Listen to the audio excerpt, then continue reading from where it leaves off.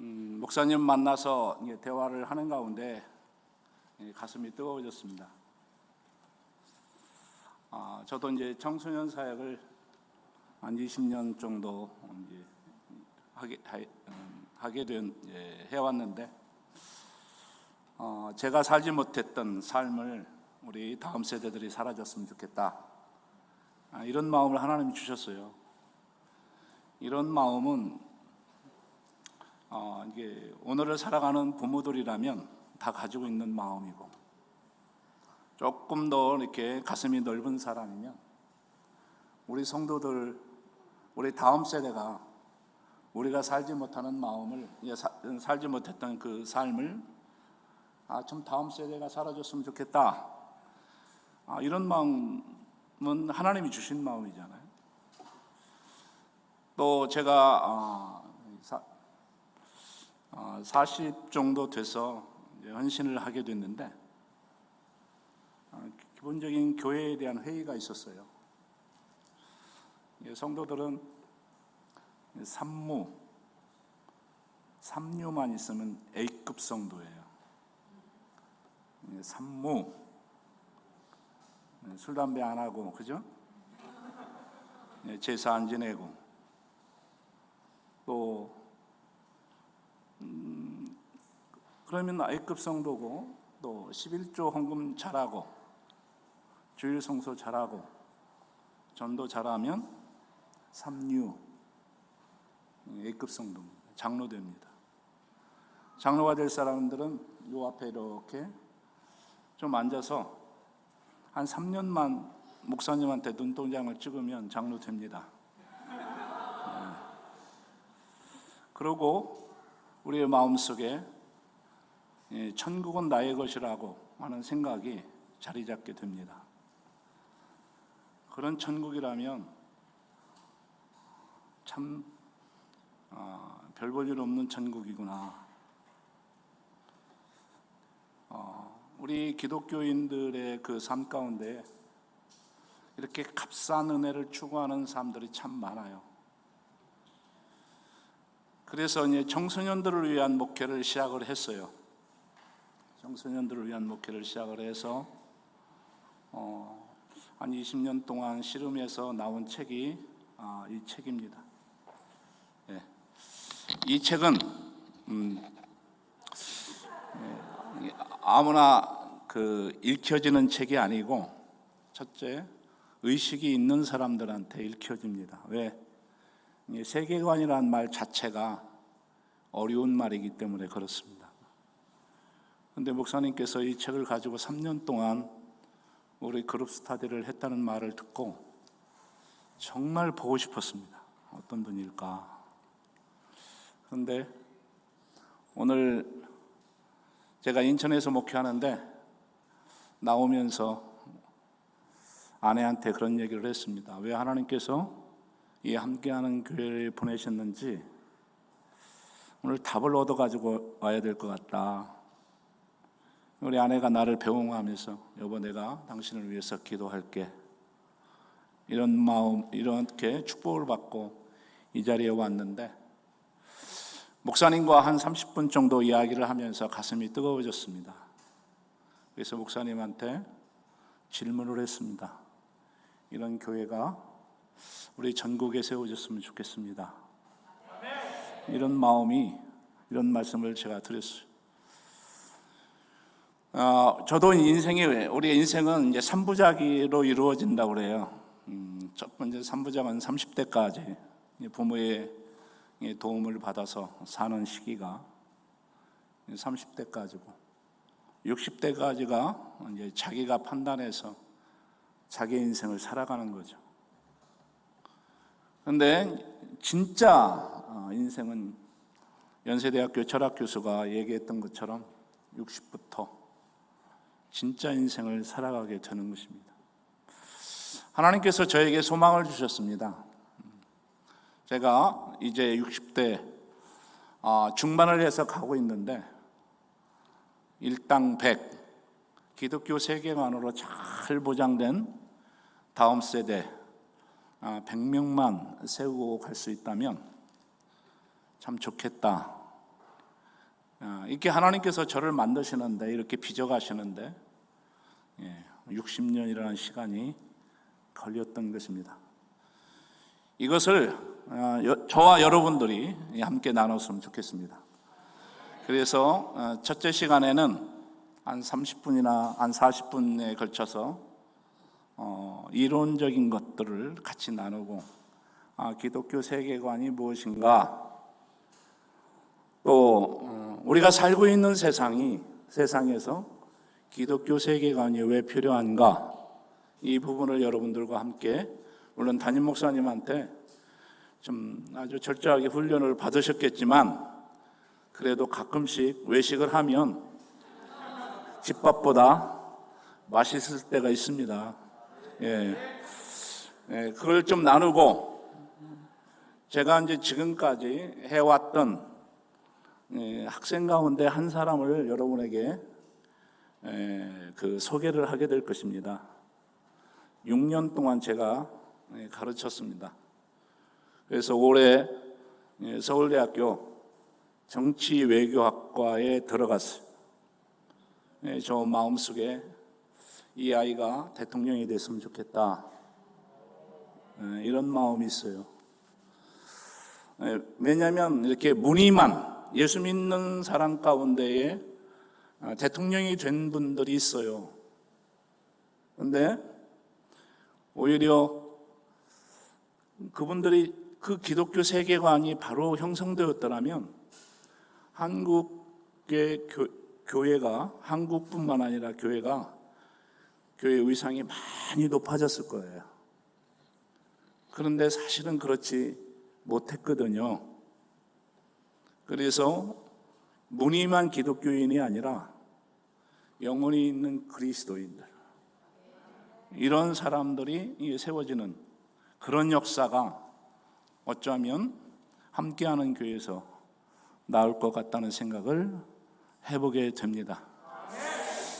우리 한번 이거 넘기면서 이야기를 하겠습니다. 기독교 세계관으로 세상을 바라보기. 우리는 두 눈을 가지고 있지만 어떤 관점으로 보느냐에 따라서 세상이 달라 보입니다. 그래서 우리가 성경을 가지고 있지만 성경을 보는 관점은 두 가지 관점이 있어요. 하나는 루겟은 우리가 교과서를 공부할 때에 루겟, 정보를 얻기 위한 바라보기예요. 우리 성경을 볼 때도 루겟, 정보를 얻기 위해서. 그래서 구원은 어떻게 이루어지는 거지? 예수님의 제자들은 어떤 사람이지? 성경의 주제는 뭐지? 다 루겟이에요. 우리 한국교회의 성경 공부가 여기에 주로 맞춰져 있어요. 그런데 제자 훈련도 그렇고 양육 훈련도 그렇고 그것이 구원을 갖다 주지는 못하거든요. 그것이 세상을 바꿔주지는 못하거든요. 예수님의 제자가 12명인지 몰라도 구원을 받을 사람들은 받는 겁니다. 그런데 우리가 기독교 세계관 공부하는 사람들에게는 한 가지, 성경을 보는 한 가지 또 다른 방법이 있어요. 룩스루. 이게 성경을 통해서 세상을 보는 겁니다. 성경이라는 안경을 통해서, 성경이라는 창을 통해서 세상을 바라보는 것입니다. 성경이라는 안경을 끼고 인간을 바라보고, 성경이라는 안경을 끼고 아내를 바라보고, 성경이라는 안경을 끼고 사회를 바라보고, 성경이라는 안경을 끼고 자연을 바라보는 거죠. 전혀 다른 세상입니다. 전혀 다른 세상입니다. 성경이라는 안경을 낀 사람과 안 낀 사람은 하늘과 땅만큼 관점이 달라집니다. 그래서 우리 그리스도인들에게, 특히 성숙한 그리스도인들에게 필요한 것은 성경을 끼고 세상을 바라보는 훈련을 하는 것입니다. 특별히 성경을 끼고, 성경이라는 안경을 끼고 교회를 한번 바라보십시오. 교회가 희망이 됩니다. 그런데 성경이라는 안경 없이 교회를 바라보면 여러 이익 집단 중에 하나일 뿐입니다. 우리 아내를 바라볼 때에, 우리 남편을 바라볼 때에 성경이라는 안경을 끼고 우리 남편을 바라보십시오. 차원이 달라집니다. 3차원으로 보입니다. 한 단계 더 나가서 4차원으로 보이기도 합니다. 전혀 다른 사람으로 보입니다. 성경이라는 안경을 끼고 우리 중학교 2학년, 김정은이가 중학교 2학년 학생들 때문에 남침을 못한다지 않습니까? 그 중학교 2학년이라는 학생을 쳐다보십시오. 무럭무럭 자라고 있는 그 아이의 모습을 보게 될 것입니다. 그래서 기독교 세상으로 우리가 말씀을 듣고 성경 공부를 하고 양육을 받고 제자 훈련을 하고 사역 훈련을 하고 이 정말 함께하는 교회에 그 먼 데서 찾아오는 그 사람들을 한번 바라보십시오. 전혀 다른 존재로 보입니다. 우리 담임 목사님은 그 안경을 끼고 있기 때문에 이러한 사역을 하실 수가 있는 겁니다. 그래서 우리가 끼고 있는 안경과 우리 담임 목사님이 끼고 있는 안경은 다릅니다. 색깔도 다르고 도수도 다르고 바라보는 그 어떤 원시도 다릅니다. 그래서 모든 생각을 고린도후서 5장, 10장 5절에 모든 생각을 사로잡아 그리스도의 생각에 복종케 하라. 모든 생각을 사로잡아. 여기 넘겨주세요.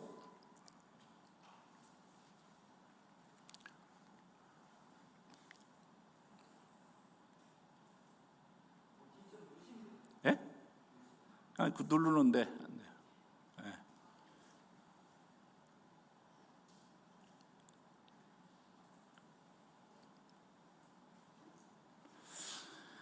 우리가 우리의 모든 생각을 사로잡아 그리스도에게 복종하게 하라.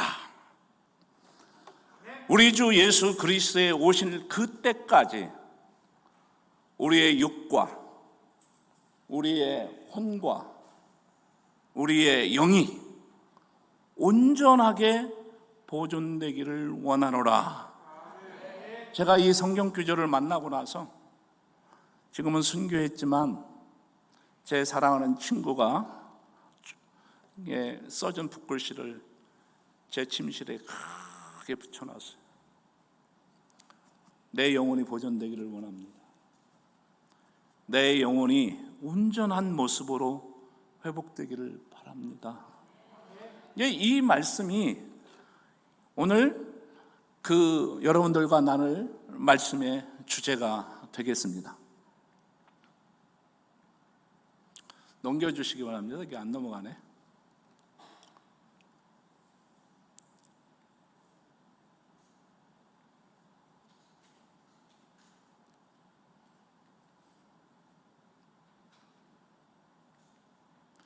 자, 여기에 나와 있는 그 사진에 있는 사람이 누구인 것 같아요?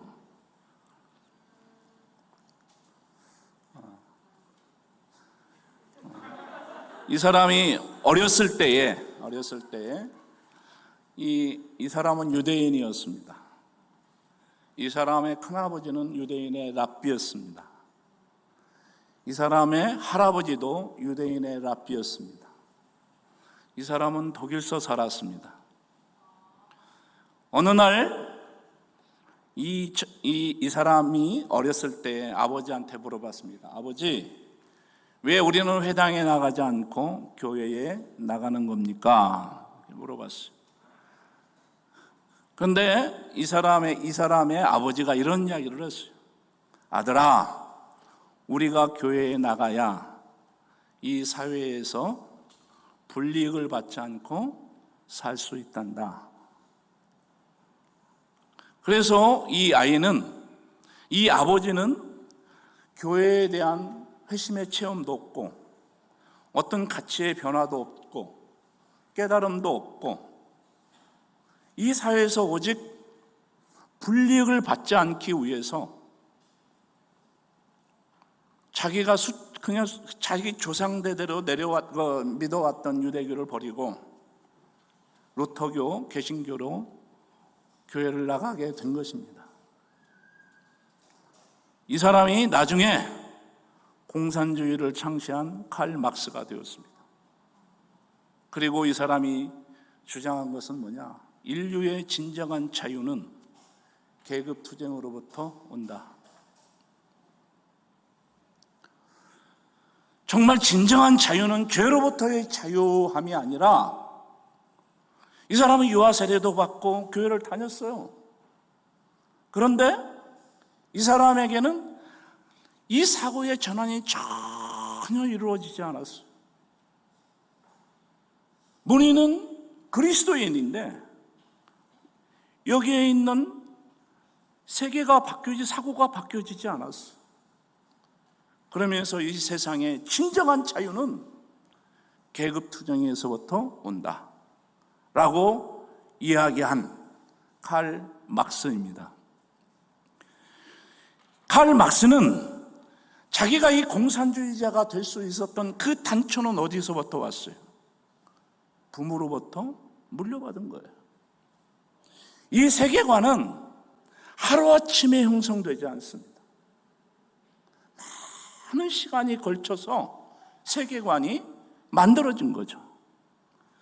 이가 공산주의자가 될 수 있었던 것은, 이가 유물론자가 될 수 있었던 것은 아버지가 그렇게 살았기 때문에. 저에게도 아들이 둘이 있는데 참 놀라운 것은 자녀를 키운다는 게 얼마나 책임감이 따르는지 모릅니다.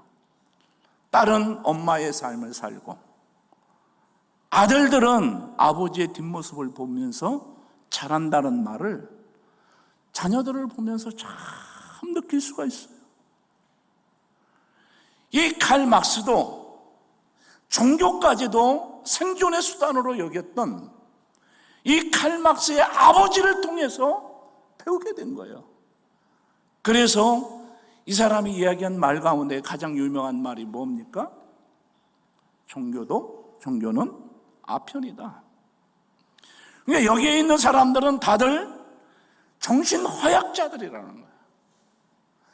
이 화약자들을 조종하는 사람은 누구냐? 저 앞에 앉아있는 황 목사님이시죠. 이 사람이 진정한 예수를 만나봤습니까? 예수가 내게 오심을 느껴봤습니까? 예수님이 내게 오셔서 나와 함께 하시는 것을 경험해봤습니까? 그런 체험도 없이 어떻게 종교는 아편이라고 얘기할 수 있어요? 저는 이 세상에서 가장 먼저 지옥 갈 사람들은 철학자들, 그리고 자기가 한 말에 대해서 책임지지 않습니다. 저는 철학자들을 만나기 전에는 가장 먼저 지옥 갈 사람들이 정치인이라고 생각했는데, 그보다도 가장 먼저 지옥 갈 사람들은 철학자들이에요. 책임지지 않습니다.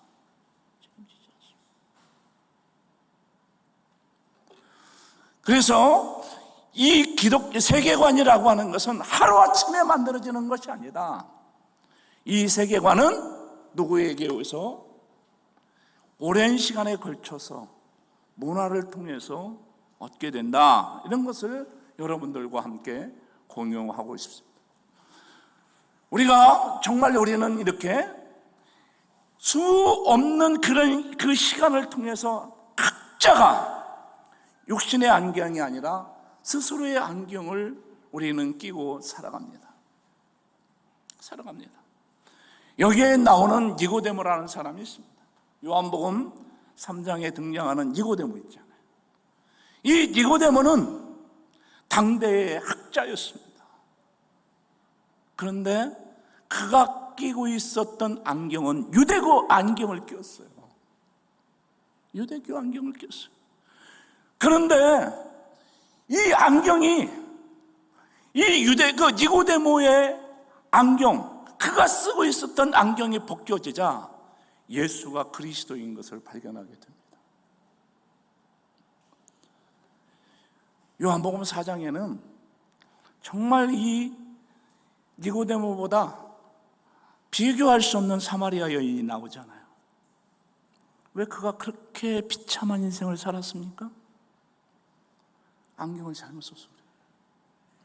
그런데 예수님을 만나서 그가 쓰고 있었던 안경을 벗어 제키자 어떻게 됩니까? 와보라. 그리스도를 만나서 복음을 전하는 사람이 됩니다. 내가 쓰고 있는 안경이 무엇인지를 늘 점검하는 게 얼마나 중요한지 몰라요.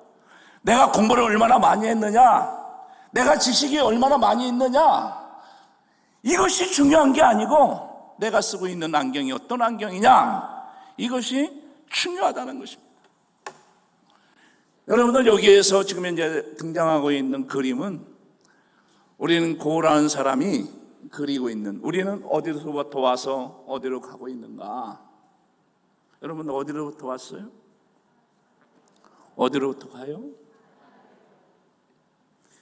이 순간순간이 다 질문이에요. 우리는 어디로부터 왔는지 각자가, 여러분들 학교에 가면 우리가 어디로부터 왔습니까? 이렇게 묻는다면 교과서는 뭐라고 얘기해줘요?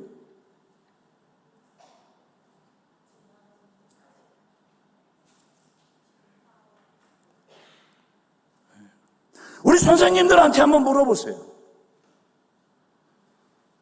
우리는 어디로부터 왔죠? 여러분들 부모님한테 물어보십시오. 우리는 어디로부터 왔죠? 그리고 우리는 어떻게 사는 거죠? 그리고 어디로 가죠?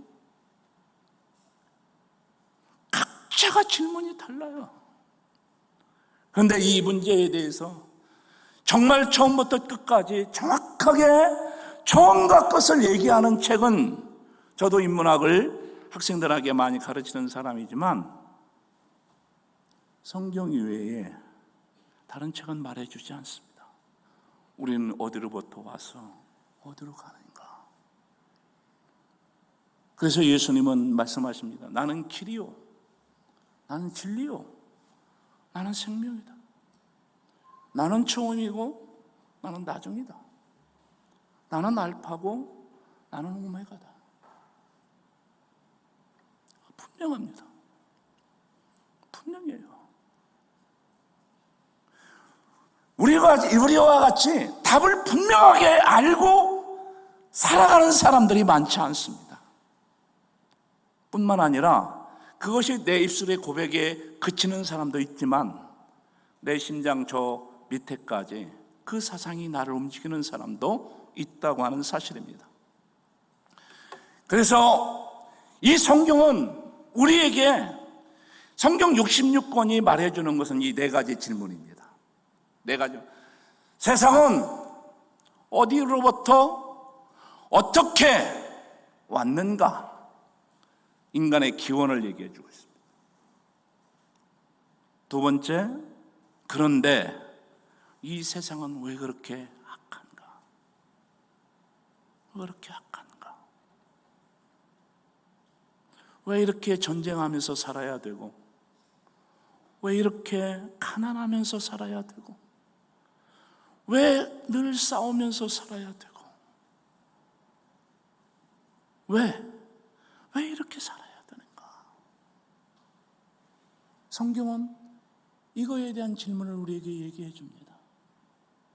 질문이 중요한 것은 질문하는 사람에게 답이 주어지기 때문에 그렇습니다. 여러분들 성경 많이 읽죠? 우리 담임 목사님 성경을 피는 거 보니까 성경이 너덜너덜 하시더라고요. 왜 성경을 읽으시죠? 성경은 누구에게 답합니까? 성경은 많이 읽는 사람에게 답하지 않습니다. 성경은 신학하는 사람에게 답하지 않습니다. 성경은 예수 오래 믿는 사람에게 답하지 않습니다. 그럼 성경은 누구에게 답할까요? 그렇습니다. 질문하는 사람에게 성경은 답을 줍니다. 질문이 없이 성경을 읽으면 그게 정보화되고 그것이 지식이 될 수는 있지만 내가 원하는 내 인생의 해답은 아니 됩니다. 이 성경이 위대한 것은 성경에 대해서 질문을 했을 때에 성경은 우리에게 답을 준다는 것입니다. 그리고 이 악한 세상에서 어떻게 인간은 자유로울 수 있을까? 인간은 어떻게 구원받을 수 있을까? 여러분들이 밤이 맞도록 학문을 하고 사업을 하고 직장생활을 하잖아요. 왜 그렇습니까? 학문이 나를 자유케 하고 물질이 나를 자유케 하고 응? 내 직업이 나의 문제를 해결해 주니까 거기에 우리의 에너지를 다 쏟는 거 아닙니까? 유물론자들은 그렇게 그것을 최우선적으로 여기면서 살아가지 않습니까? 근데 성경은 우리에게 그렇게 말하지 않습니다.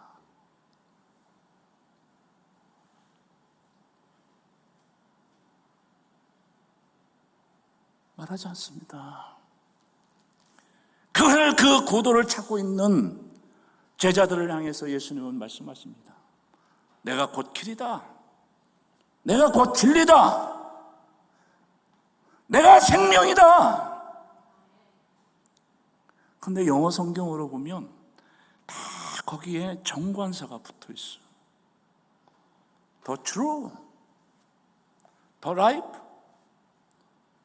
the Lord, the way. 네가 찾던 그 길이다. 네가 찾는. 그런데 그것을 언제 정말 절실하게 느끼느냐? 인생 후반기를 살아가는 사람들에게 참 절실하게 느껴집니다. 인생 후반기를 살아가는 사람들에게 그것이 얼마나 힘이 되고 그것이 얼마나 위로가 되고 그것이 얼마나 능력이 되는지 알 수 있습니다. 그러면서 성경은 무엇을 위해서 살아야 되는가? 세상과 역사의 목적과 그 의미는 무엇인가? 내가 존재하는, 내가 살아가야 할 이유, 내가 존재해야 할 이유, 그것은 무엇인가? 사실 이 네 가지 답만 알면요, 사실은 능력자가 되거든요. 높은 사람에게 굽실거리지 않아도 되고요. 100년 살 내 인생을 밤이 맞도록 수고해서 50년으로 잘라 먹지 않고 살아갈 수 있게 되고요. 남과 갈등하지 않고 살아갈 수 있고요. 왜? 답이 있으니까. 답이 있으니까. 내가 부산에서 여기 처음 왔거든요. 근데 이렇게 자신 있게 차를 몰고 올 수 있는 것은 뭐예요? 내비게이션이 있으니까. 내비게이션이 있으니까. 여기 와서 좀 헤매게는 만들어줬지만 내비게이션이 있어요. 성경이 우리에게 뭐예요? 나침판이잖아요. 내비게이션이잖아요. 그것을 우리가 어떻게 할 수 있어요? 예수님이 부활하심으로 우리는 알 수 있잖아요. 예수님이 부활하심으로 그분이 생명인 것을, 그분이 진리인 것을, 그분이 곧 길인 것을 우리는 알 수 있잖아요.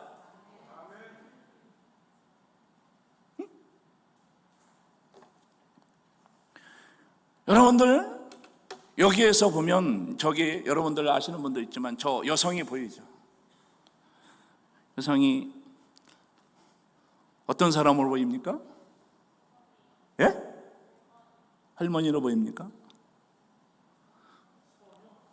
소녀로 보입니까? 우리 장로님이세요?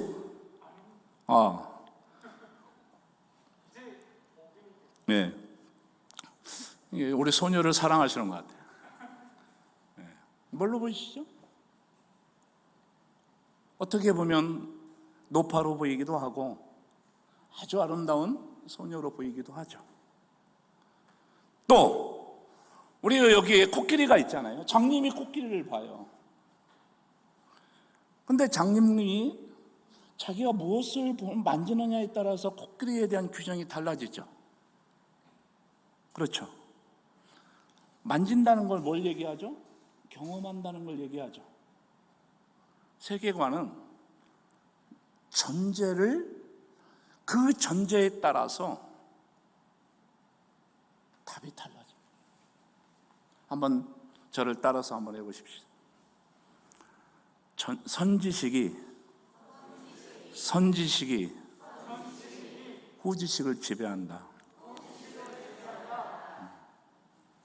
선지식이 먼저 들어오면 내 뇌의 한 부분만 차지하는 게 아니고 그 선지식이 후지식이 들어오는 것을 파수꾼 역할을 해요.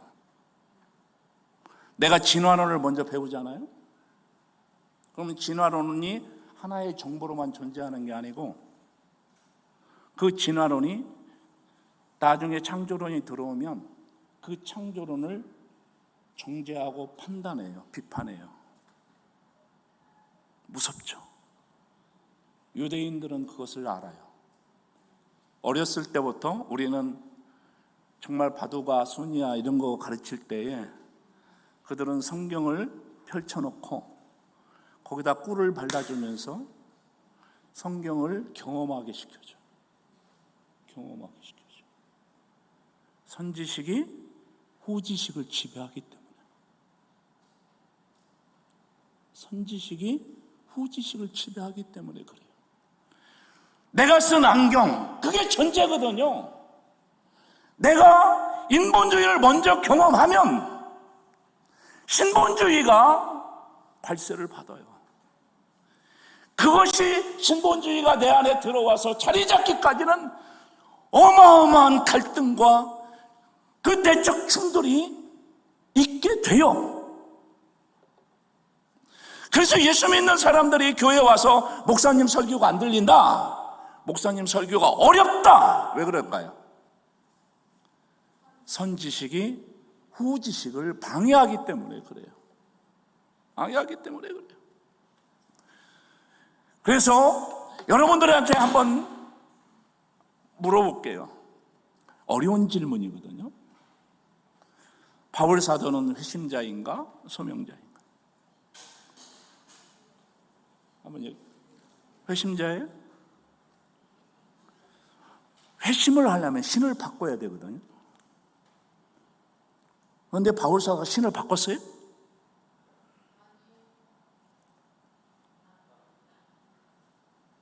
회심자예요, 소명자예요?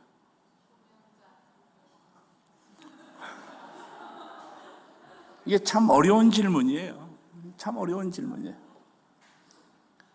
여러분들에게 제가 이것을 질문한 것은 왜 그러냐? 우리는 어디서부터 와서 어디로 가는가? 성경은 우리에게 이게 답을 내주시는데, 성경에 니고데모의 안경을 썼을 때에 우리는 성경적인 답을 얻을 수가 있어요. 그래서 우리는 이 성경이라고 하는 이야기가 여기에서 이제 보면, 이제 하나 더 보면, 성경은 우리의 행동을 유발시키는 거 있잖아요. 행동을 유발시켜. 조금 더 이렇게 보면 우리의 그 내면의 가장 깊은 곳에 뭐가 있어요? 세계관이 있죠. 그 세계관 그 위에가 뭐가 있어요? 신념 체계가 만들어져요. 그 다음에 가치 체계가 만들어져요. 그 다음에 행동 양식이나 습관이 만들어지고 거기 위에 뭐가 만들어져요? 자, 여러분들에게 한번 묻습니다. 내 세계관이 바뀌지 않고 예수를 30년, 50년을 믿으면 어떻게 될까요? 교인은 됩니다. 교회 생활에 능숙한 프로페셔널이 될 수는 있어요. 그런데 끊임없이 교회에 예수님을 만난 체험이 없어요. 인격자는 될 수 있어요. 많은 경우가 우리는 겉의 모습만 보고 저 사람은 예수 믿는 사람이야, 저 사람의 믿음을 보면, 우리 여기 권사님들 있으시죠? 많은 권사님들이 새해가 되면 점쟁이를 찾아간다고 그래요. 그건 통계에 나와 있어요. 왜 그럴까요?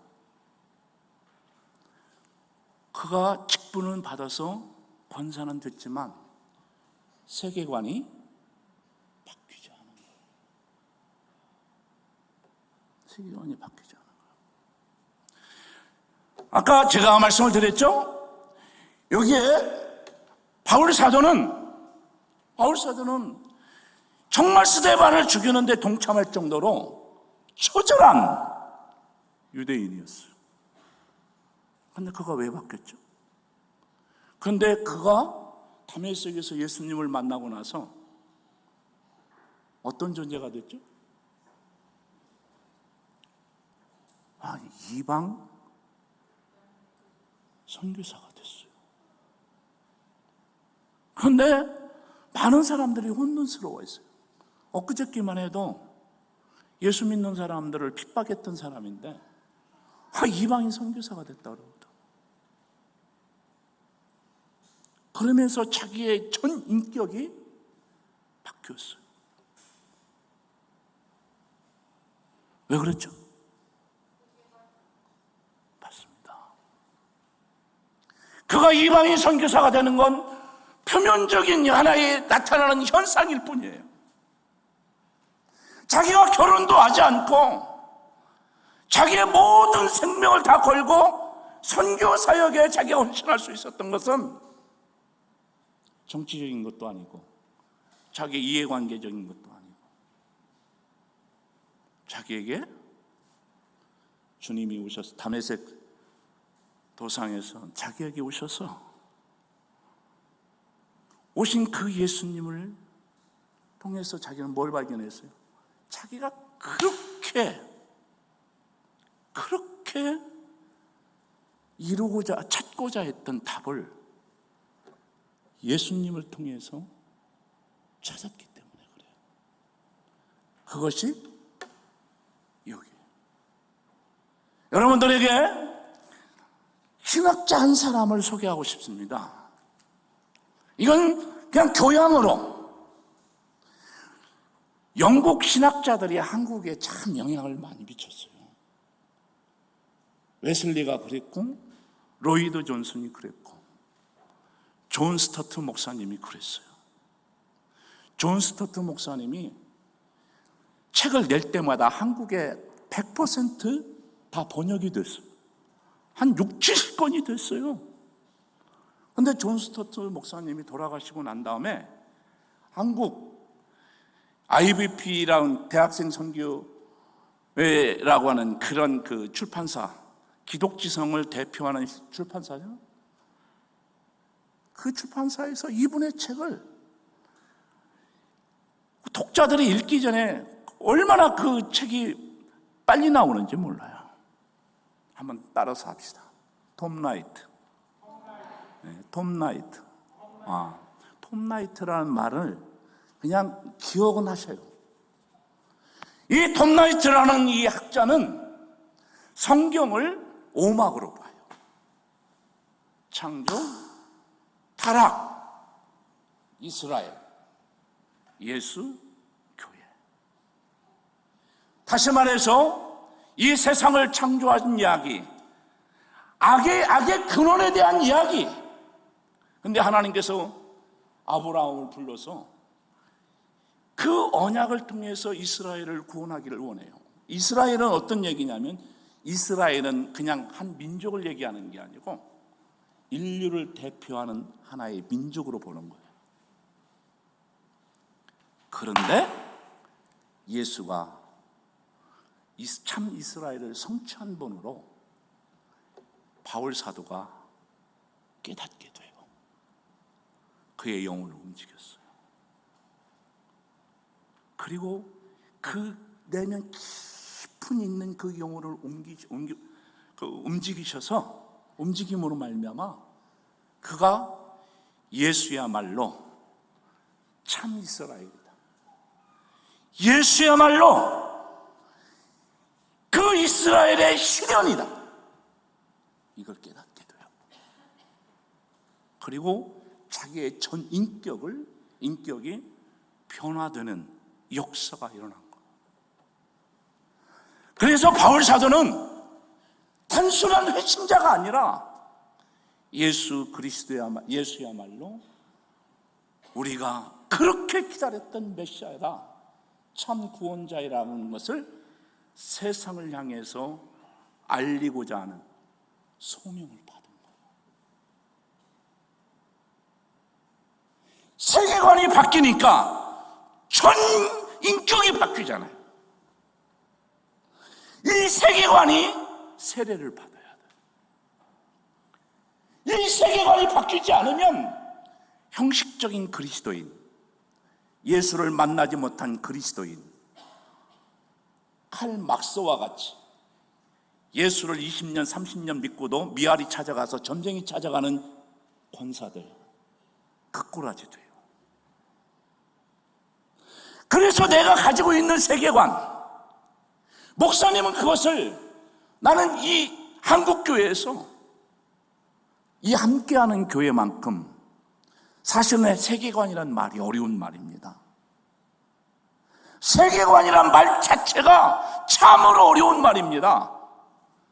그런데 우리 성도님들께 이걸 도전장을 낸다는 것은 참으로 큰 용기입니다. 큰 용기입니다. 저는 이 사실을 깨닫고 어른들은요 상상도 못해요. 세계관이 너무 완고해요. 고려대학교 홍일식 박사라는 분이 있어요. 그분이 종교학을 가르쳐요. 그런데 우리나라는 한 번도 종교개혁이라고 하는 개혁을 해본 적이 없대요. 우리는 정말 우리가 제일 처음에 불교가 들어왔죠. 불교의 세가 다하니까 유교로 갈아타 버렸어요. 유교의 세력이 다하니까 기독교로 갈아타 버렸어요. 근데 기독교 100년이잖아요. 근데 기독교 100년이 건강한 한국교회라면 삼각형이 되어야 돼요. 정삼각형. 주일학교 세대가 많고 중고등학교 세대가 많고 그 다음이고 청년 세대, 장년 세대 이렇게 돼야 되잖아요. 지금은 항아리 모양으로 됐어요. 항아리 모양이 됐어요. 주일학교 없는 교회가 70%. 6.25 500년 불교 천년인데 기독교 500년 갈까요? 목사님 500년 갑니까? 위기입니다. 위기입니다. 그래서 정말 그 바울 사도가 바울 사도가 이 톰 라이트가 이 성경을 이렇게 본 거예요. 그러면서 지금 우리가 교회 시대를 살아가는데, 이 교회 우리가 주어진 현실을 어떻게 보느냐? 이 톰 라이트라는 학자는 어느 날 정말 섹스피어가 쓴 희극이 발견이 된 거예요. 그런데 불행하게 결말이 없어. 그러니까 이걸 연극무대에 올려야 되겠는데, 아니 결말이 없으니까 이것을 올릴 수가 없는 거예요. 그래서 모든 스태프들이 다 모였어요. 그럼 우리는 이것을 어떻게 결론을 맺지? 어느 사람이 얘기를 해요. 결말은 우리가 대본을 쓰지 맙시다. 다만 연기자들이 그 연기에 몰입하면서 그 연기자들이 결론을 내도록 합시다. 이렇게 얘기를 해요. 우리가 살고 있는 교회, 결말이 없는 오늘을 살아가는 것을 톰 라이트는 그렇게 비유를 해요. 우리가 그 길을 내고 가는 거예요. 뭘 통해서? 창조, 타락, 이스라엘, 예수라는 과거의 이야기를 통해서 미래 이야기로서 내려가는 거예요. 바울 사도는 예수를 만남으로 인해서 세계관이 바뀌었어. 니고데모도 예수라는 사람을 통해서, 예수라는 분을 만남으로 인해서 자기의 세계관이 바뀌었어요. 사마리아의 그 여인도 예수라는 그 분을 통해서 사마리아 여인을 만난 예수님은 어쩌면 계획된 섭리죠. 제자들 갈릴리 가는데, 갈릴리를 가는데 사마리아를 통해서 가잖아요. 제자들 사서 보내라고 제자들 자리 비우게 하죠. 왜 점심때 가요? 정오에 가요? 하나님의 계획된 섭리죠. 그가 예수를 만나고 나서 어떻게 돼요? 그 일천한 여자가 전도자가 되잖아요. 세계관이 바뀌면 운명이 바뀌어요. 그래서 우리는 내가 어디에 머물러 있는가를 늘 점검하시기 바랍니다. 여기에서 보면 doing과 being이 존재하잖아요. 월드뷰에서부터 우리는 그 가치관은 보이지 않는 거예요. 신념체계나 가치관까지는 보이지 않아요. 우리가 보이는 건 뭘로만 보여요? 우리는 행동만 보일 뿐이에요. 그 행동 가지고 우리는 저 사람이 세계관이 변했다고 말할 수가 없어요. 왜 담임 목사님이 세계관 운동을 왜 하는지를 우리는 정확하게 알아야 돼요. 세계관이 변하지 않고는 내가 20년, 30년 믿으면서 미아리 찾아가는 사람이 될는지 알 수 없어요. 한국교회에 많은 목사님들이 있어요. 진짜 헌신한 것 같아요. 인생 말년 마에 69세가 있어요. 한국교회에 성공한 승리한 목회자들 마에 69세에 많이 넘어져요. 그때의 물욕 헌신했는데 그때 물욕, 명예욕 때문에 많이 무너져요. 목회는 전문가였는데, 사람들에게 영향력을 주는데 전문가였는데 자기 세계관이 안 바뀌었어. 뭐가 돼요? 욕심 부리다가 자기의 지금까지 쌓아나온 그 사역의 덕들을 다 무너뜨리는 사람들이 한둘이 아니에요. 왜 그렇습니까? 자기 세계관이 점검되지 않은 거예요. 자기 세계관이 점검되지 않는 거예요. 그래서 우리는 이 세계관이 참 어디가 있어요? 저 밑에가 있어요. 밑에가 있어요. 그 다음에 가치, 신념체계가 그 위에 있고, 그 다음에 행동, 언어, 형상, 예식 이런 것들은 다 위에 표면적인 거예요.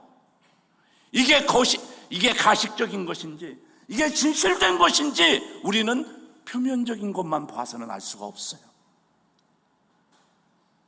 무섭죠? 내가 쓰고 있는 안경이 니고데모의 안경인지 한번 살펴봐야 돼요. 내가 왜 이런 모양이지? 이것은 교육으로 되지는 것도 아니고, 이건 훈련으로 되는 것도 아니고, 이것은 예수님과의 접촉이 있어야 가능한 일들이에요. 그래서 우리는 이 세계관이라는 그 기능들이 여러 가지가 있는데, 이런 것은 여기에서 이제 이 세계관의 기능들이 내가 누구인가에 대한 답을 주세요. 내가 존재하는 이유가 무엇인지를 설명해 줘요. 내 인생의 소명이 무엇인지를 가르쳐요. 내가 인생을 살아가는 규범을 알려줘요. 내가 지금 현재 내가 어디에 어떻게 서 있는지를 진단해줘요. 그리고 내가 직면한 문제를 해결해주는 열쇠가 돼요. 그런데 이 세계관이 어려워요. 세계관이 어려워요. 그래서 이런 것들을 여러분들하고 다 나눌 수 있는 시간이 되면 참 좋지만, 오늘 시간들은 한정되어 있으니까 여러분들하고 오늘 나누고 싶은 이야기가 있어요. 그것이 학교 교육이에요.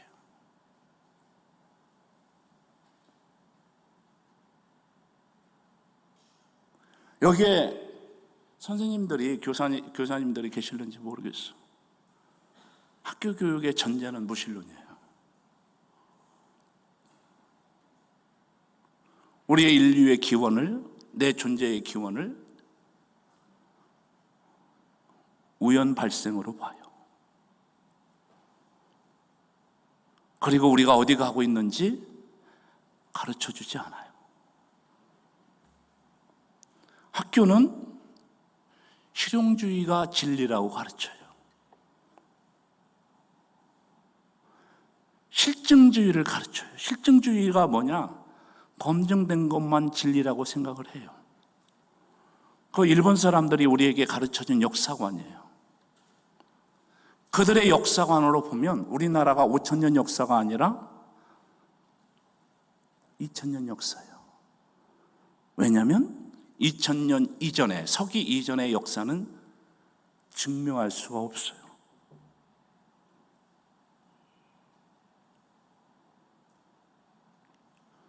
학교는 신비를 가르쳐주지 않아요. 우리 인간이 어떻게 다 할 수 있습니까?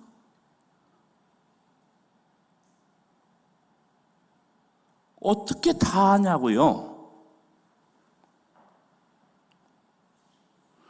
이런 풍토 속에서 우리 아이들이, 그리고 내가 인격이 형성됐어. 학교 교육의 교육 목적과 교회 교육의 교육 목적이 달라요.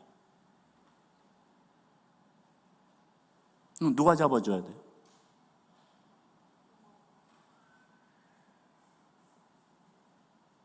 누가 잡아줘야 돼요? 학교가 끄는 대로 다 가야 되나요? 우리는 대한민국에 살고 있기 때문에 학교 교육을 부정할 수는 없어요. 그러나 분별력은 가지고 가야 돼요. 학교 교육이 다인 것처럼 생각하는 것만큼 위험한 게 없어요.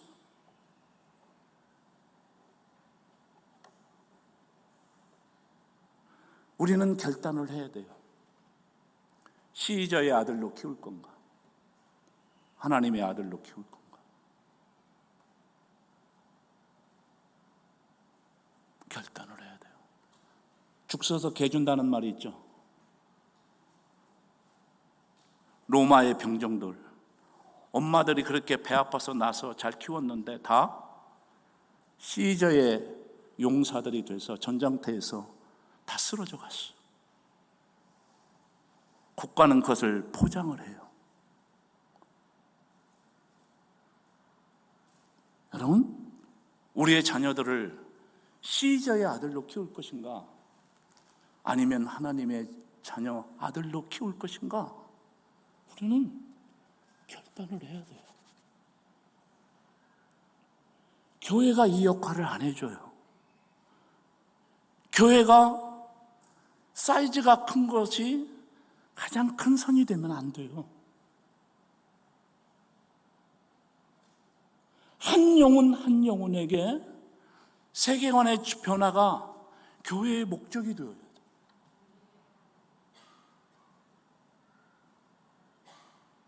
교회가 크다고 다 구원받는 거 아니잖아요. 그죠? 그래서 나는 오늘 정말 우리가 뭐가 우리 인본주의에는 우리는 끊임없이 우리에게 선악과를 먹혀요. 선과 악을 구별할 수 있는 능력이 너에게 있어. 요청해요. 하나님과 인간을 이간질시키는 거예요.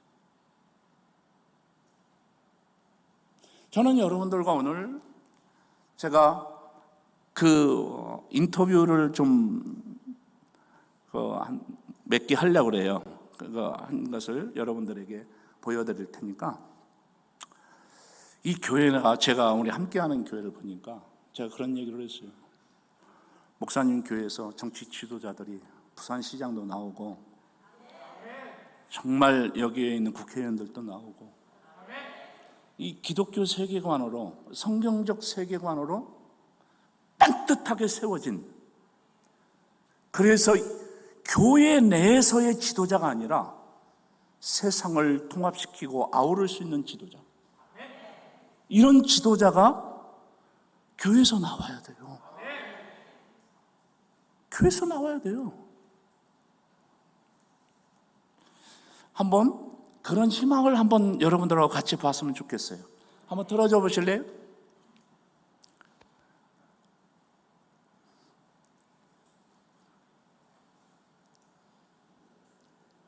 유튜브 좀 한번 틀어주세요. 네.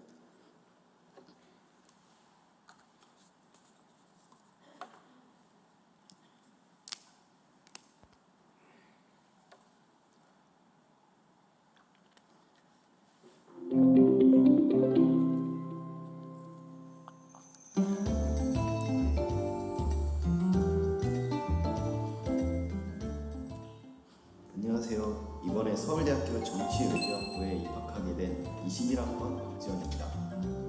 목민교회 이상호 목사님과 약 6년간 공부를 해왔습니다. 제가 처음에 목사님과 공부를 시작한 게 2014년, 그러니까 제가 초등학교 6학년이었습니다. 2014년에 공부를 시작해서 고등학교 2학년 말, 그러니까 2019년까지 약 6년간 목사님과 공부를 진행했습니다. 처음에 부모님께서 사실 저에게 추천을 해주셔서 목사님과 공부를 시작하게 된 건데요. 사실 저는 처음에는 아니 학교 공부를 해야 될 게 많은데 어떻게 이런 책을 또 읽으라고 하시지? 처음에는 굉장히 의아했습니다. 실제로 처음에는 책을 읽는 게 약간 어렵기도 하고 책에서 도대체 뭘 말하고자 하는 건지 약간 이해하기 어려운 부분도 있었습니다. 하지만 목사님께서 차근차근 이 책에서 이런 내용을 말하고 있다, 또 이런 깨달음을 얻을 수 있다는 걸 하나하나 지도를 해주셔서 시간이 지날수록 점점 적응이 되고 또 이런 책들을 점점 저희 것으로 만드는 경험을 할 수 있었습니다. 그래서 부모님께서도 크게 걱정하지 않으시고 오히려 장기적으로 이게 너가 더욱더 지적으로나 품성적으로나 성장할 수 있는 좋은 경험이다 라면서 저를 격려해 주셨습니다. 학교 선생님들 같은 경우에는 처음에는 제가 이런 어려운 책들을 읽는다고 말씀드렸더니 학교 공부하기도 바쁠 텐데 그런 걸 어떻게 읽냐라면 약간 궁금해하시기도 했고 약간 대단하다라는 반응도 보이셨습니다. 하지만 처음에는 굉장히 궁금하셨던 선생님들께서 나중에는 확실히 지원이가 책을 읽다 보니 점점 성장을 하는구나 라면서 저를 격려해 주시고 칭찬하시게 되었습니다. 실제로도 제가 독서 공부를 하면 할수록 성적이 떨어지는 것이 아니라 오히려 성적이 오르고 또 학교 수업 시간에 선생님들의 말씀을 더욱더 쉽게 이해할 수 있게 되니 선생님들께서도 확실히 독서의 힘을 인정하시면서 저를 많이 격려해 주셨던 걸로 기억합니다. 여러분들 제가 듣자니까 우리 인문학 공부를 목사님과 함께 하신다고 그러는데 교회의 가장 큰 사역 중에 하나가 뭐냐면 학교 교육과 교회 교육의 통합이에요. 이게 이렇게 분리시키는 게 아니고, 그래서 이런 우리 지원이가 읽는 책들은 처음에는 얇은 책부터 시작을 하죠. 그런데 6년 동안 이 아이가 읽은 책이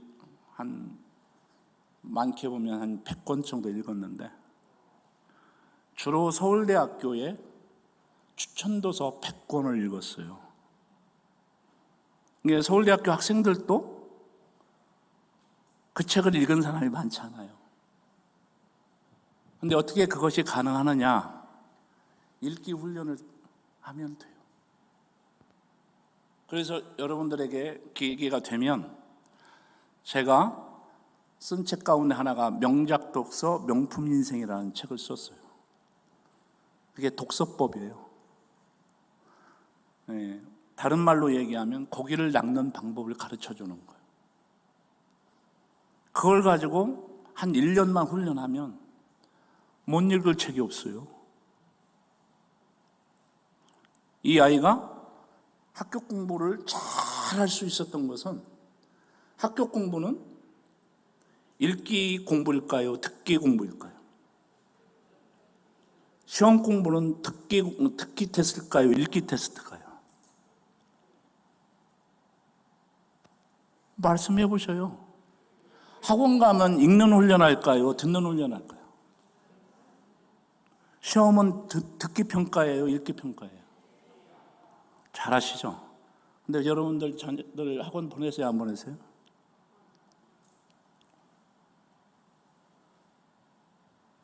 읽기를 훈련하니까, 그러니까 1년 훈련을 책 10권 가지고 해요. 200페이지짜리. 이 아이는 일주일에 200페이지씩 읽어요. 공부 잘할까요? 못할까요? 1년 동안 책을 수백 권 읽을 수 있는 시간 동안 공교육이라는 이유 하나만으로 10권 갖고 1년 배워요. 실용주의로 보면 학교 보내야 돼요? 안 보내야 돼요?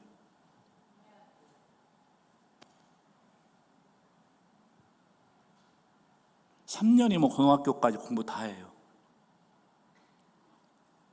이 아이는 그 비밀을 알아요. 두 번째, 영상 한번 들어주실래요?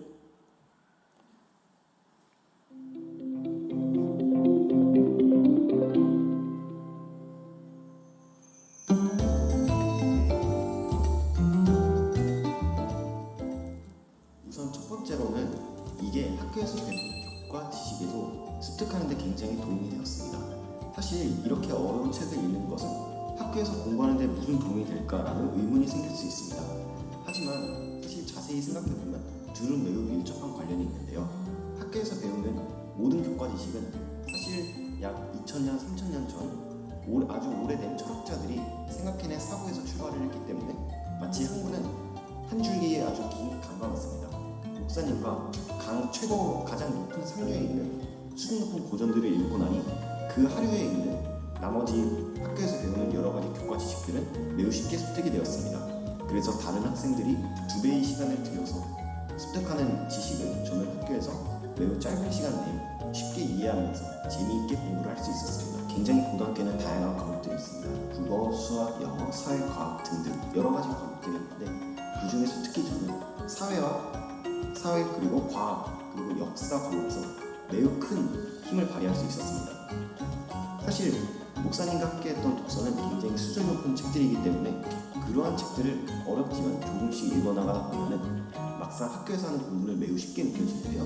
예를 들자면 고등학교에는 윤리와 사상이라는 과목이 있습니다. 이 과목은 서양과 동양의 여러 철학자들의 사상을 이해하고 또 이것에 관련된 여러 가지 논술, 토론 등을 하는 과목인데요. 이 과목에서 나오는 여러 철학자들과 고전들은 사실 제가 이미 목사님과 함께 다 읽었던 책들입니다.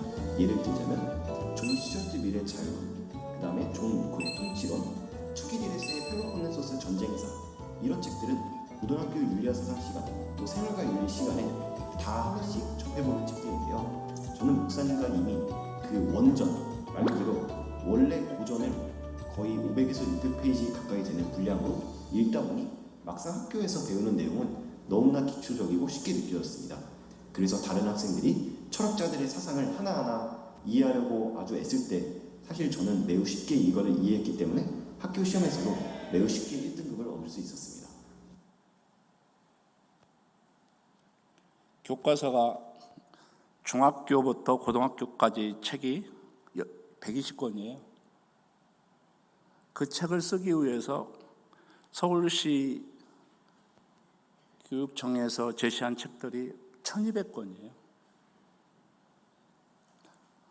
1200권을 요약해 놓은 게 120권인데 아무리 쉬운 책으로 쉽게 전문가들이 요약을 했다고 하더라도 120권을 공부하려면 외우지 않을 수가 없어요. 이해가 안 되니까 요약해 놨으니까. 그런데 1200권을 읽으면 외우지 않아도 돼요.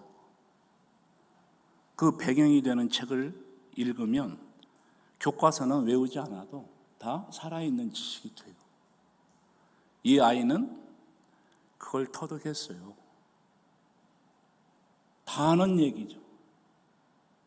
그래서 독서할 때에 바보스러운 게 다이제스트판을 읽는 거예요. 다이제스트판은 누가 읽느냐면 논문 쓰는 사람이 읽는 거예요. 인용하기 위해서. 시간 없다고.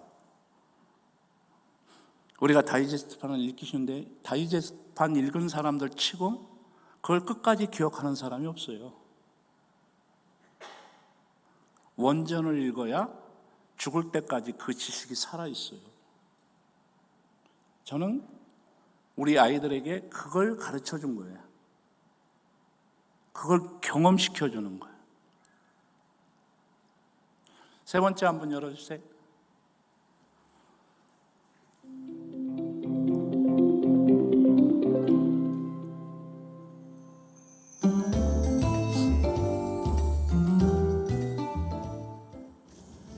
고등학교에서 학생부 종합전형을 준비하면서 목사님과 했던 독서가 매우 큰 도움이 되었습니다. 학생부 종합전형은 생활기록부라는 서류와 면접으로 이루어진 전형인데요. 단순히 학생을 시험 점수로만 평가하는 것이 아니라 그 학생이 고등학교 동안 어떤 책을 읽어왔는지, 그리고 그 책들을 읽으면서 이 학생이 얼마나 성장하고 또 거기서 얼마나 많은 깨달음과 지식을 얻었는지를 평가하는 그런 전형입니다. 사실 저는 목사님과 고등학교 때뿐만 아니라 그 전에 초등학교, 중학교 때 계속 고전들을 읽어왔기 때문에 이런 책들을 읽으면서 제가 얼마나 성장했는지, 또 이 책에서 제가 어떤 깨달음을 얻었는지를 그때그때 기록을 해두었습니다. 그리고 나중에 고등학교 3학년 때 학생부 종합전형을 집중적으로 준비하면서 서류를 정리할 때 바로 목사님과 했던 이런 책들을 하나하나 다시 살펴보면서 제가 어떤 깨달음을 얻었는지, 얼마나 성장했는지를 자기소개서에 기록을 해보고 또 면접을 준비하면서 이런 책들의 내용을 또 언급도 해보고 하다 보니 실제로 대학 면접 때도 관련 질문이 나왔었고 서류평가에서도 매우 좋은 점수를 받았습니다.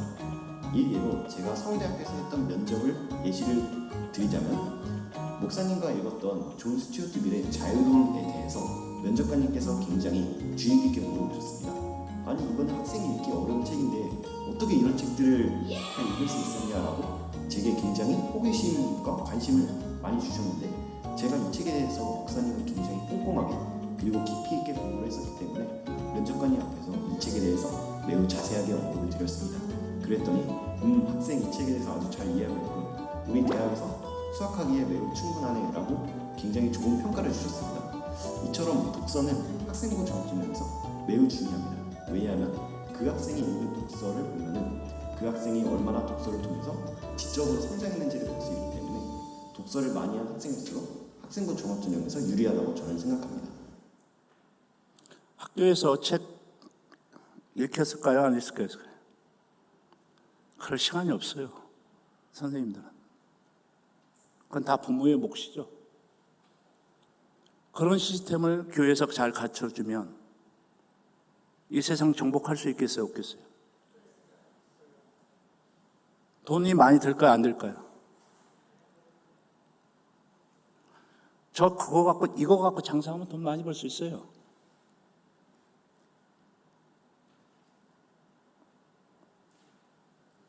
인문학은 세상 거예요? 하나님 거예요? 세상 것이에요? 왜 인문학이 세상 거예요? 이 천하가 다 하나님이 만드시지 않은 게 어디가 있어요? 다 하나님 거죠. 왜 타부시예요? 그걸 기독교 세계관으로 승화시켜내는 과제가 우리에게 있을 뿐이에요. 무슨 말인지 아시겠죠? 자, 또 하나만 더 보고 마치겠습니다.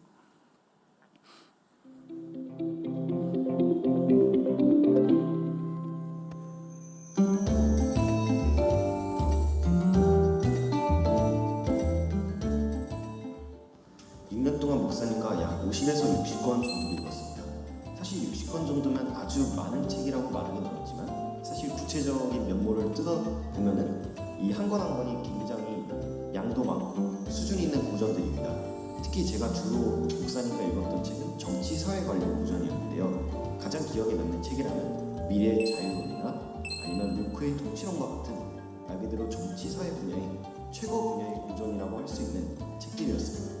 이런 책들은 제가 바람직한 민주주의는 뭘까? 어떤 사회가 정말 행복한 사회일까라는 고민을 던져주었고 이 고민을 찾는 데 굉장히 흥미를 가지게 되었습니다. 제가 정치의학과 진학을 결정하게 된 계기 역시 목사님과의 공부를 통해서였습니다. 목사님과 굉장히 다양한 분야의 고전들을 읽었지만 제가 그 읽었던 책들을 하나하나 되짚어보다 보니 아까 말씀드렸던 미래의 자유론이나 로크의 통치론, 투키디데스의 펠로폰네소스 전쟁 혹은 마키아벨리의 군주론 같은 정치사회 고전에 굉장히 흥미를 느낀다는 점을 발견했습니다. 그래서 이런 책들을 고등학교 때 짬짬이를 내서 다시 꼼꼼하게 읽어보다 보니 그러면 바람직한 민주주의 사회는 뭘까? 혹은 어떻게 하면 국민들의 행복한 나라가 될 수 있을까라는 근본적인 질문을 던져보겠습니다. 그래서 이러한 질문에 대해서 조금 답을 찾아보고 싶다라는 생각이 들어서 대학 학과를 쭉 찾아봤습니다. 정치외교학과, 사회학과, 경제학과, 언론학과 등등 굉장히 다양한 학과가 있었는데 현재 저의 이런 고민을 해결해 줄 수 있는 가장 알맞은 학과가 정치외교학과라고 생각했습니다. 그래서 저는 과감하게 정치외교학과에 지원서를 넣었고 실제로 합격하게 되었습니다. 그래서 합격한 이후에 이제 대학에 진학하게 되는데 대학에 진학한 이후에는 저는 아까 제가 궁금했던 그런 질문들 어떻게 하면 바람직한 민주주의 사회가 될 수 있을까? 그리고 어떻게 하면 국민들이 행복한 나라가 될 수 있을까? 다소 추상적인 질문이지만 저는 이런 질문에 대한 답을 찾으려고 대학에서 많은 공부를 할 것입니다. 이제 여러분들이 그 질문을 몇 개만 해주시면 좋을 것 같습니다. 저만 일방적으로 얘기하고 끝나기보다는 피드백을 좀 받고 싶습니다. 누가 한번 질문을 해주실 수 있습니까? 예, 말씀해 보시죠.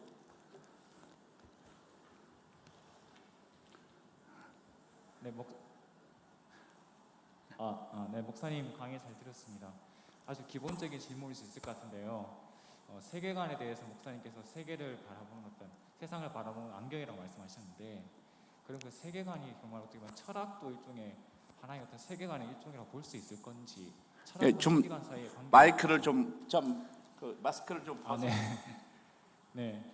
목사님 세계관을 어떤 그 세상을 바라보는 안경이라고 그렇게 설명을 해주셨는데요. 그러면은 저희가 보통 철학이라는 말도 보통 많이 사용을 하는데 철학도 어떻게 본다면은 뭐 세상에 대해서 뭐 탐구하는 어떤 하나의 학문이고 바라보는 안경이라고 볼 수 있을 것 같은데 철학도 그러면 일종의 세계관이라고 볼 수 있는 건지 철학과 세계관 사이의 어떤 관계에 대해서 좀 알기 쉽게 설명해 주시면 좀 감사하겠습니다. 우리는 이제 철학을 한마디로 얘기하면 질문하는 학문이잖아요. 그리고 신학을 한마디로 얘기하면 답하는 학문이라고 얘기할 수 있어요. 그래서 우리 목회자들에게 고질적인 병이 있는데 묻지도 않는데 답을 너무 많이 한다는 거예요.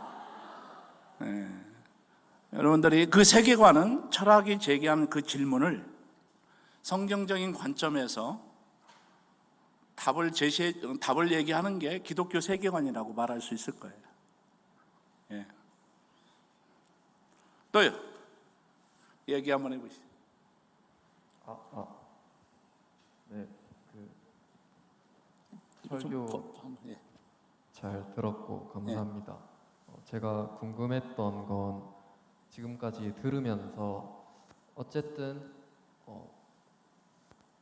저도 제가 어떤 세계관을 가지고 있는지 모르는 부분이 많다라고 생각을 했고, 지금까지 훈련 받으면서도 내가 이런 생각들을 가지고 살았구나 하는 것들이 여러 가지가 있었는데, 훈련하는 프로그램 중에 다른 철학자들의 이야기를 해주시면서 존 듀이 아니면 막스 베버와 같은 사람들을 공부를 조금은 하면서 내가 이런 생각들을 가지고 있었구나, 그리고 그런 생각들을 바꾸는 정답이 방금 목사님이 지금까지 말씀해 주셨던 게 어쨌든 성경을 알아야 되고 그 성경조차도 바른 눈으로 봐야 된다라고 이해를 했는데, 그 서울대 학생 인터뷰도 보면서 고전도 되게 중요한 것 같이 저는 느껴졌거든요. 근데 사실 지금까지 제가 공부도 아니지만 이제 공부를 하기 시작한 입장인데 어떻게 시작을 해야 할까, 그리고 제가 성경을 읽으면서 느끼는데 여러 사람들과 나누고 이야기를 하다 보면 다 생각하는 부분이 다르고 저 말도 맞겠구나, 이 말도 맞고, 근데 나는 저런 생각을 할 수 없는데 라는 생각이 들거든요. 마냥 이제 누군가한테 이런 질문을 하면 기도하면 되지 않냐 라는 추상적인 대답이 몇 번 들었어가지고, 만약에 고전을 꼭 공부해야 한다면 어떤 책들을 혹은 어떤 종류부터 시작을 해야 하는지, 그리고 제가 방금 이야기한 성경을 읽을 때 니고데모의 안경처럼 올바른 세계관, 제가 생각할 때는 성경을 읽어도 이단처럼 잘못된 관점으로 확 들어가면 그것도 정말 위험할 수 있다고 생각하거든요. 그런 부분에 대해서는 어떻게 해야 하는지, 또 제가 모르고 저 스스로도 제가 무슨 생각을 가지고 어떤 사고를 가지고 살아가는지 모르는데 그 세계관이란 거에 대해서 조금 더 자세하게 알 수 있는 책이 있다면 어떤 책이 있는지. 네. 그 마지막 질문으로 그 세계관에 대해 가장 고전이라고 하는 것은 창조, 타락, 구속이라는 책이 있어요. 그 책을 읽어보면, 그 책을 좀 반복해서 읽으면 세계관이 무엇인지에 대해서 많은 도움을 받을 수가 있고요. 친구들하고 이렇게 토론을 하다 보면 의견들이 다양하게 분출되잖아요. 근데 그것도 따지고 보면 그 관점이 달라서 그래요. 관점이 다르기 때문에 이 말도 맞고 저 말도 맞고 다 맞아 보이는 거죠. 이게 제 눈의 안경이잖아요. 우리가 성경을 공부해야 하는 이유는 이게 거짓 진실인지 참 진실인지를 구별하기 위해서, 그런 가치를 세우기 위해서 성경 공부가 필요한 거예요. 그래서 목사님하고 대화하다 보니까 그 성경 공부하는 시간을 충분히 갖게 되는데, 거기에서 또한 토론이 이루어졌을 때 그 토론이 내가 어떤 가치관에 토대해서 이런 의견이 나와 있는지를 분별할 수 있어야 돼요. 왜냐하면 거짓 진실은 허구거든요. 그걸 쫓아가면 우리는 목적지에 이를 수가 없잖아요. 여러분들도 경험해서 아시겠지만 내가 내비게이션대로 이렇게 갔는데 내비게이션이 안내해 주는 곳이 절벽으로 안내를 할 때가 있어요. 제가 함께하는 교회에 어느 목사님이 그 얘기해 주셔서 치고 왔는데 정 반대쪽에다가 나를 데려다 놓는 거예요. 그럴 때 얼마나 황당해요? 인생은, 자동차는 돌아올 수 있지만 인생은 돌아올 수가 없어요. 계속해서 질문하고 또 질문해서 참 진리를 찾는 것이 하나님께서 우리 인간들에게 주어진 그 과제, 그걸 신학적으로 자유의지라고 그래요.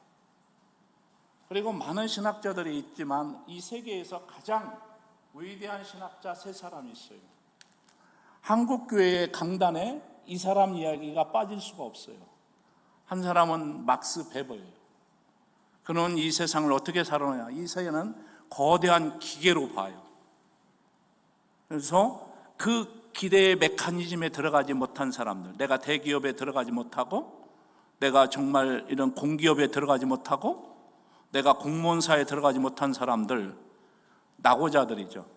그런 사람들에게 향해서 소시민으로 살아라. 또 한 사람이 있냐면 니체예요. 니체는 네가 초인이 되라. 네가 안철수가 되고, 네가 빌 게이츠가 되고, 네가 뭐 이렇게 그 아이폰 만든 사람 누구죠? 네, 잡스가 되라. 우리는 잡스가 될 수가 없어요. 우리는 초인이 될 수가 없죠. 그렇죠? 그런데 우리 엄마들이나 이 세상은 우리를 어디로 몰아가요? 전공 하나 가지고 안 된다. 복수 전공해라. 뭐 이렇게 하잖아요. 그러면서 또 한 사람이 그러면서 초인이 되라고 우리한테 요구를 해요. 칼 막스 같은 사람은 투쟁하면서 살아라. 경쟁사회다. 꼭 투쟁이 선이다. 이렇게 가르치잖아요. 근데 성경은 뭘로 얘기해요? 우리 보고 어떻게 사나요? 오직 의인은 믿음으로 말미암아 살리라. 하나님을 전적으로 신뢰함으로 우리는 인생을 열어갈 수 있다고 성경은 우리에게 가르쳐 주거든요. 이런 것이 세계관이에요.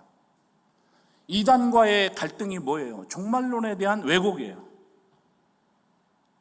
14만 4천에 드려야 된다. 뚱딴지 같은 소리거든요. 그럴듯하게 전후 문맥을 만들어가지고 성도들을 현혹시키거든요.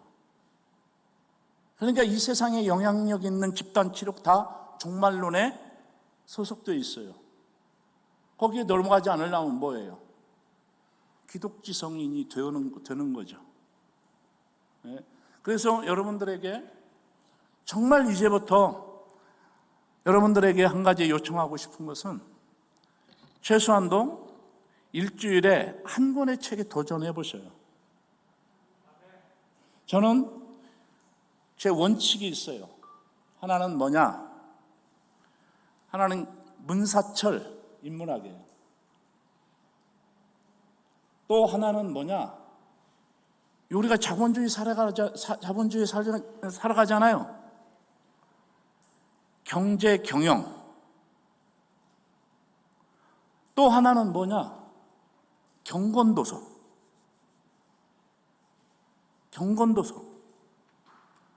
또 하나는 뭐냐? 자기 전공에 관련된 책 4권이죠. 여러분들이 1년만 이렇게 해서 내가 길들여지면 세상이 보이기 시작할 거예요. 이 책을 많이 읽는 게 중요한 게 아니라 그것을 거짓과 참을 구별할 줄 아는 하나의 관점, 하나의 캐논, 하나의 잣대, 하나의 기준을 갖는 게 참 중요해요. 그것을 세계관이라고, 기독교 세계관이라고 말하는 거예요.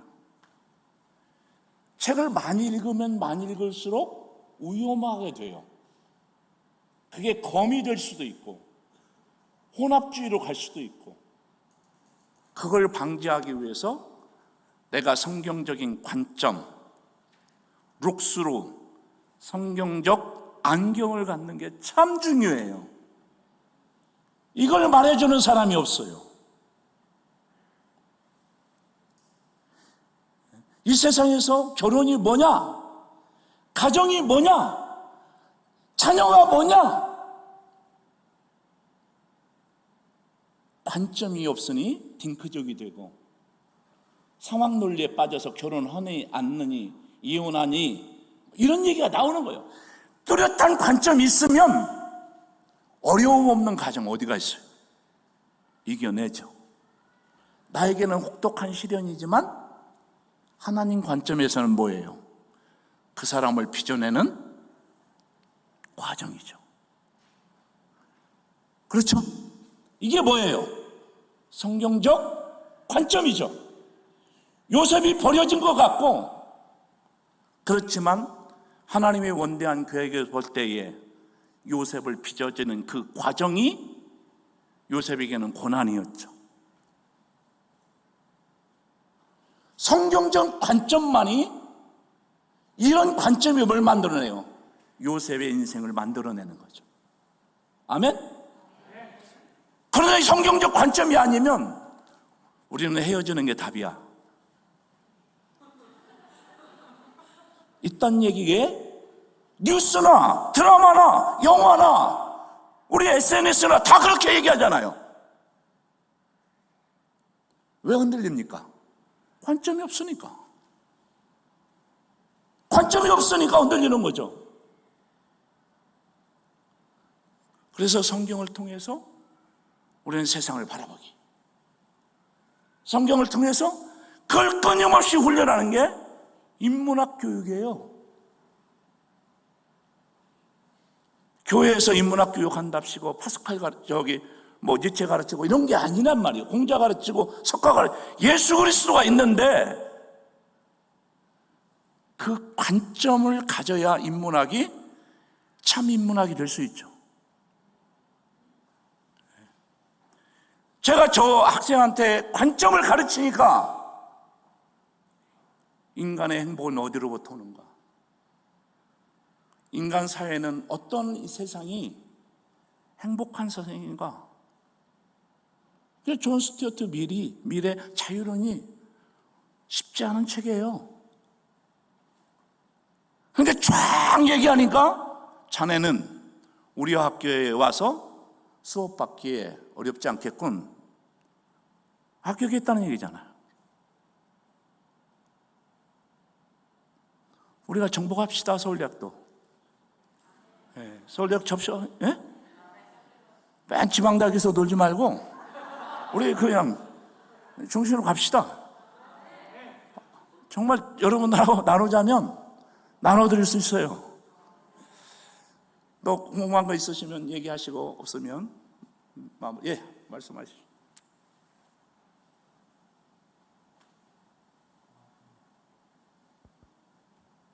네. 유한월입니다. 아까 앞서 한 질문에 이어서 그 답변을 해주시다가 제가 할 질문에 답변까지 어느 정도 해주신 부분이 있는데, 제가 하고자 하는 질문은 아이가 참 건강하게 잘 자란 것 같아요. 보니까 그 과정에서 부모님께서 제가 봤을 때는 그 성경적 세계관으로 그리고 성경적 관점으로 삶으로 살아내고, 물론 당연히 기도하시면서 이렇게 삶에서 보여주시는 그런 삶을 사셨기 때문에 저는 그 아이가 그렇게 건강하게 자라기까지 부모님이 참 많이 노력을 하셨을 것 같다는 생각이 많이 들어요.